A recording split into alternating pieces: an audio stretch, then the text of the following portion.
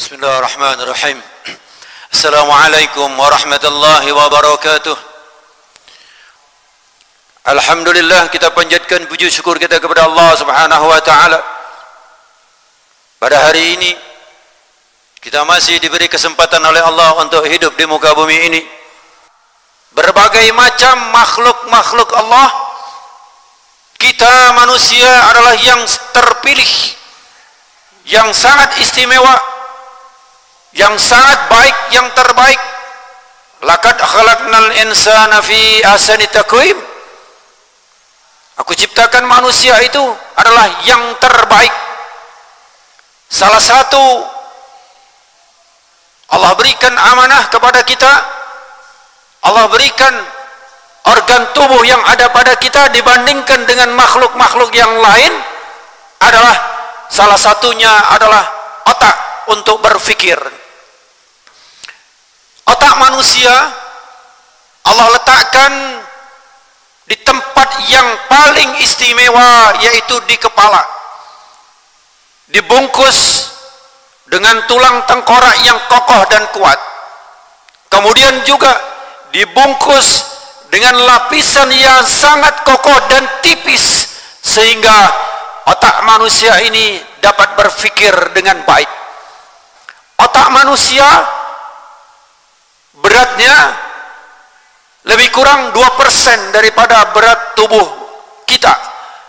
Kalau kita di Asia atau di Indonesia ini, berat tubuh kita secara rata-rata 60 sampai 65 kg, berarti berat otak kita lebih kurang 1,2 sampai 1,3 kg. Otak manusia komposisinya terdiri dari gas, zat padat, dan zat cair. Dari seluruhnya itu yang terbanyak adalah zat cair. Lebih kurang 80% daripada komposisi otak kita terdiri dari cairan.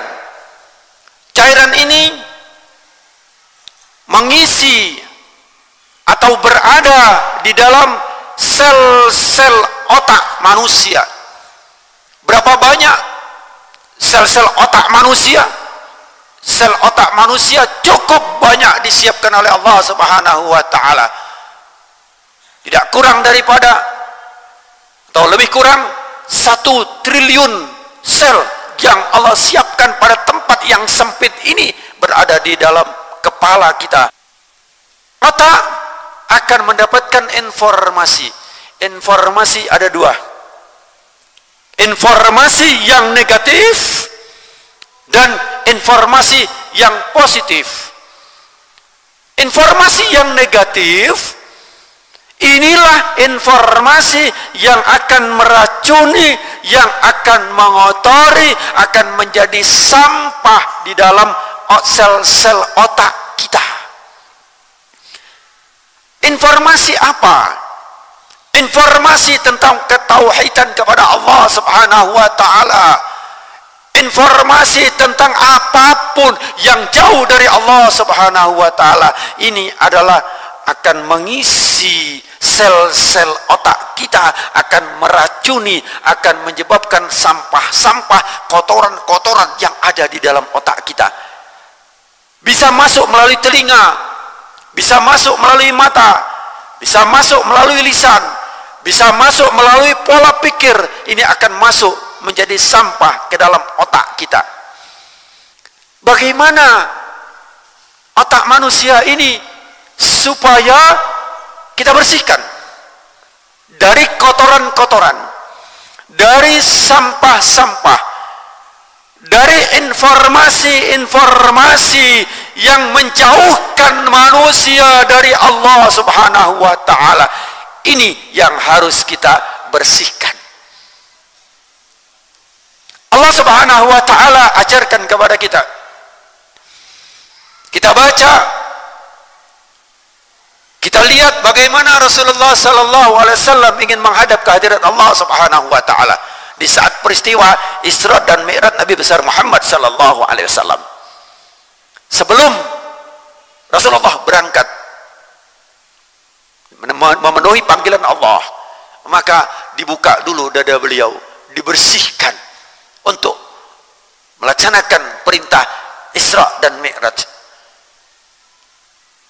Subhanalladzi asra bi'abdihi lailan minal masjidil haram ilal masjidil aqsa alladzi barakna haulahu linuriyahu min ayatina innahu was-sami'ul basir.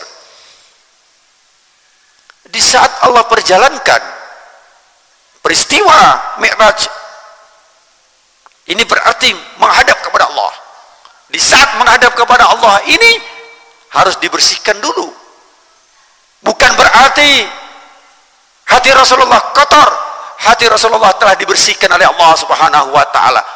Hati Rasulullah telah dibersihkan oleh Allah, tetapi ini adalah ibrah, pelajaran kepada kita agar bagaimana cara kita membersihkan hati di saat kita menghadap kepada Allah Subhanahu wa taala. Rasulullah sallallahu alaihi wasallam menyampaikan kabar gembira kepada kita. Mi'rajnya umatku adalah di saat dia sholat. Jadi di saat dia sholat itu sama dengan umatku ini adalah melaksanakan Mi'raj Nabi besar Muhammad SAW, seperti itu. Bagaimana kita membersihkan otak kita? Bagaimana kita ingin menghadap kepada Allah Subhanahu wa taala? Mari kita baca pada surat Al-Maidah ayat 6. Sebutkan bahwa ya ayyuhalladzina amanu, wahai orang-orang yang beriman, apabila kamu hendak mengerjakan salat, maka basuhlah mukamu. Ini satu cara untuk membersihkan otak. Kenapa? Karena muka adalah salah satu ujung tombak untuk memberikan konsumsi kepada otak. Mata memberikan informasi kepada otak. Hidung memberikan informasi kepada otak. Mulut atau lisan memberikan informasi kepada otak. Bapak-bapak, ibu-ibu rahimakumullah. Satu yang pertama untuk mencuci otak adalah dengan cara berwudu. Dengan cara berwudu, tapi berwudu dengan benar. Berwudu dengan istiqamah. Berwudu dengan berkualitas. Bukan hanya sekedar berwudu. Bisa saya bedakan. Orang yang berwudu harus berbeda dengan kalau bahasa Jawa ini apa? Raup. Raup dengan berwudu beda. Kalau kita azan, ada suara azan. Kalau bahasa Jawa krungu. Terdengar azan. Beda dengan mendengar azan.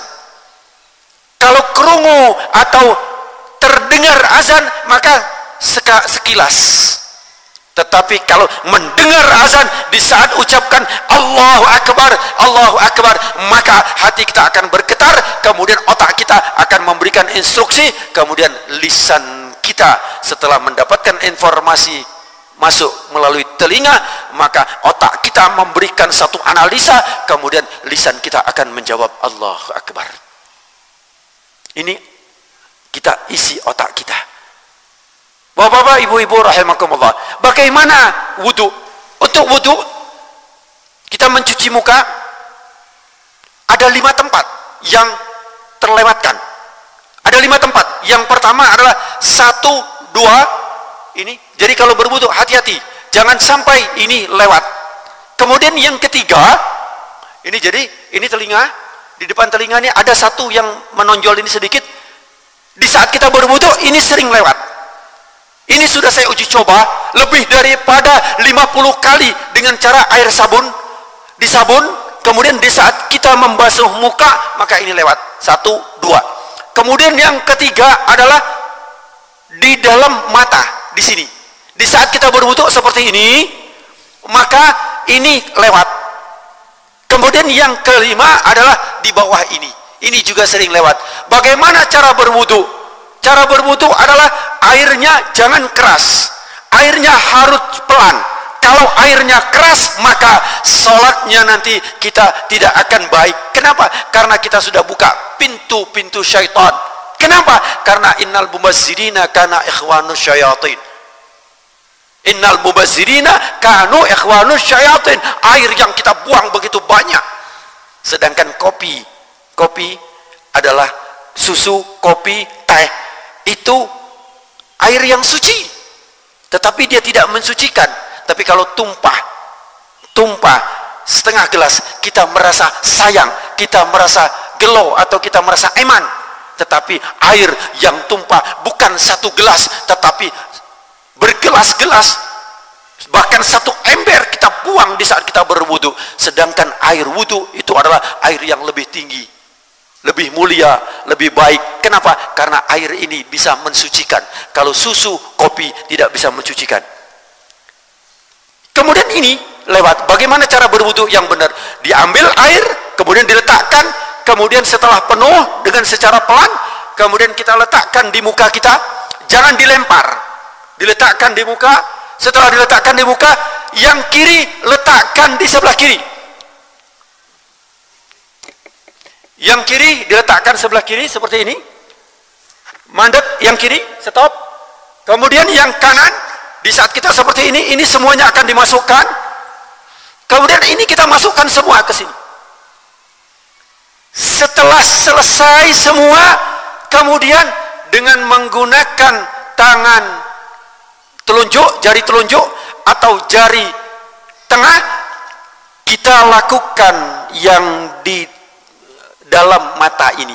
Setelah itu, setelah selesai begini, kemudian ini yang kiri kita harus satukan juga untuk meratakan yang di sebelah sini.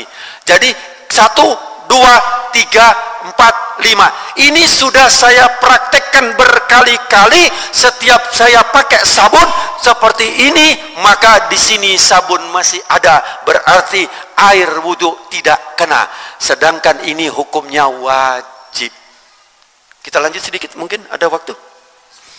Yang kedua, di saat membasuh kedua tangan. Di saat membasuh sampai siku.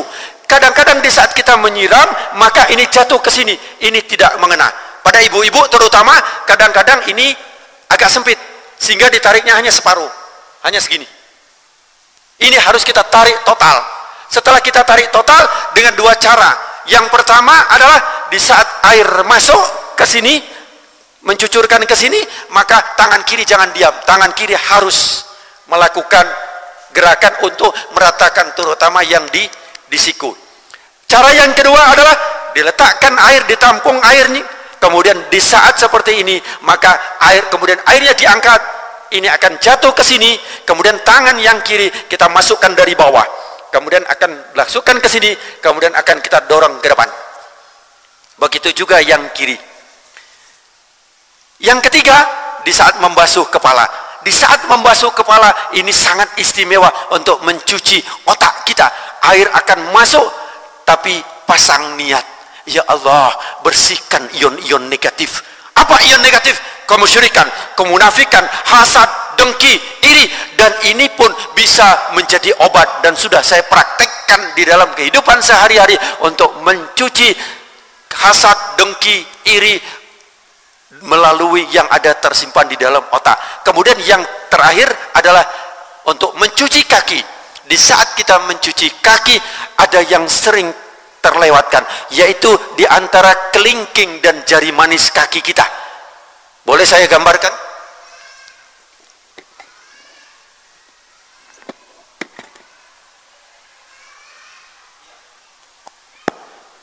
Di saat kita membasuh kaki, baru-baru ini saya baru pulang di sana, alhamdulillah, ya, di negara Singapura. Itu ada dua tempat duduk, ada dua tempat wudhu. Satu ada tempat duduk yang duduk, kemudian ada yang berdiri. Nah, di saat berdiri, di saat umur-umur kita seperti ini, maka kita bagaimana untuk membersihkan ini? Kalau kita seperti ini saja, maka air tidak akan masuk ke dalam antara jari manis dan kelingking. Bagaimana caranya? Kemudian kita akan begini, tapi di saat kita begini, mungkin kita goyang, kita susah. Masjid harus mempersiapkan adanya pegangan. Sehingga di saat kita mencuci kaki, air ke sana, kita memegang ini, kemudian kaki kita bisa memasukkan air di sini. Yang kedua, bisa dibuatkan juga ada seperti pipa atau tempat meletakkan kaki. Sehingga di saat kita mencuci tidak perlu sampai membungkuk, cukup dengan diangkat kemudian kita letakkan ini. Dan ini sudah saya buktikan. Ini dalam penelitian saya sudah saya buktikan, saya berikan sabun kemudian dilakukan seperti ini.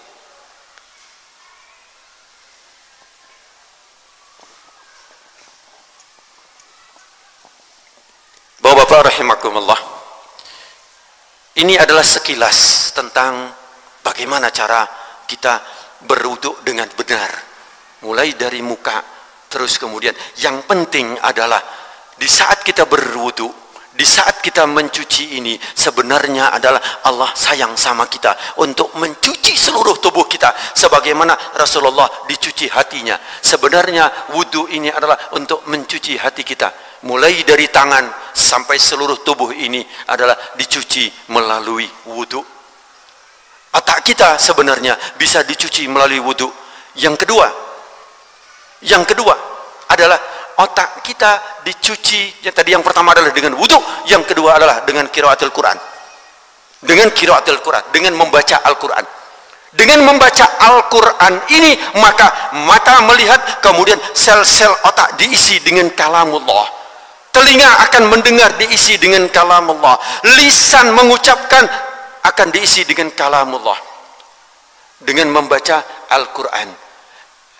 Kalau otak kita ingin bersih, yang ketiga adalah dengan cara berzikir. Kita perbanyak berzikir dengan mengucapkan tasbih, mengucapkan takbir, mengucapkan tahmid, mengucapkan tauhid la ilaha illallah. Ini akan mampu membersihkan otak kita. Apabila otak kita telah dibersihkan, insyaallah Allah akan tuntun kita untuk semakin taqarrub ilallah, semakin dekat kepada Allah Subhanahu wa taala. Mudah-mudahan insyaallah waktu yang singkat ini mampu kita ambil pelajaran bahwa sebenarnya Allah Subhanahu wa taala sudah mempersiapkan kepada tubuh kita. Mudah-mudahan insyaallah Allah berikan kepada kita semuanya ini untuk kesehatan kita, untuk kita mendekatkan diri kepada Allah Subhanahu wa taala. Al-Fatihah.